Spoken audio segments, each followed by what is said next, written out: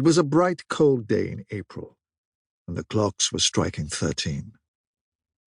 Winston Smith, his chin nuzzled into his breast in an effort to escape the vile wind, slipped quickly through the glass doors of Victory Mansions, though not quickly enough to prevent a swirl of gritty dust from entering along with him.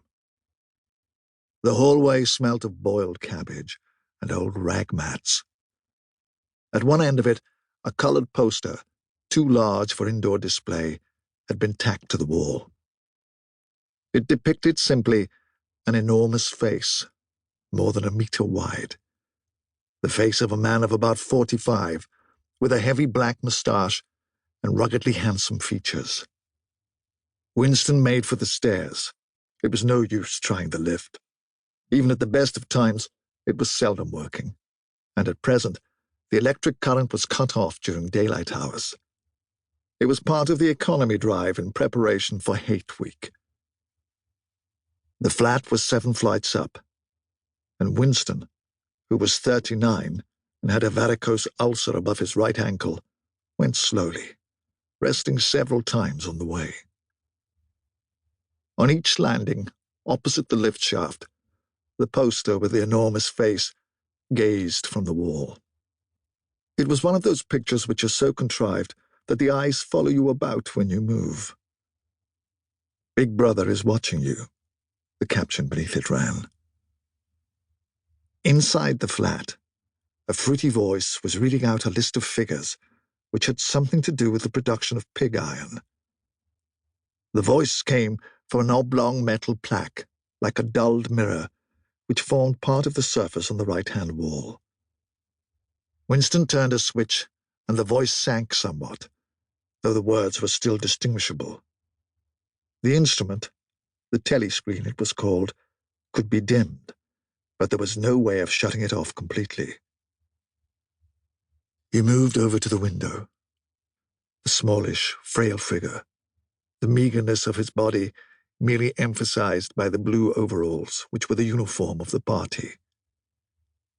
His hair was very fair, his face naturally sanguine, his skin roughened by coarse soap and blunt razor blades and the cold of the winter that had just ended.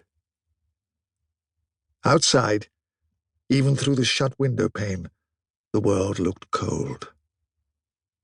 Down in the street, little eddies of wind were whirling dust and torn paper into spirals, and though the sun was shining and the sky a harsh blue, there seemed to be no color in anything, except the posters that were plastered everywhere. The black mustachioed face gazed down from every commanding corner. There was one on the house front immediately opposite. "Big Brother is watching you," the caption said, while the dark eyes looked deep into Winston's own. Down at street level, another poster, torn at one corner, flapped fitfully in the wind, alternately covering and uncovering the single word, "Ingsoc." In the far distance, a helicopter skimmed down between the roofs, hovered for an instant like a bluebottle, and darted away again with a curving flight. It was the police patrol, snooping into people's windows. The patrols did not matter, however. Only the thought police mattered. Behind Winston's back, the voice from the telescreen was still babbling away about pig iron and the overfulfillment of the 9th three-year plan. The telescreen received and transmitted simultaneously. Any sound that Winston made, above the level of a very low whisper, would be picked up by it. Moreover, so long as he remained within the field of vision which the metal plaque commanded, he could be seen as well as heard.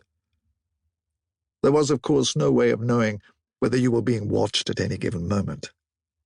How often, or on what system the thought police plugged in on any individual wire was guesswork.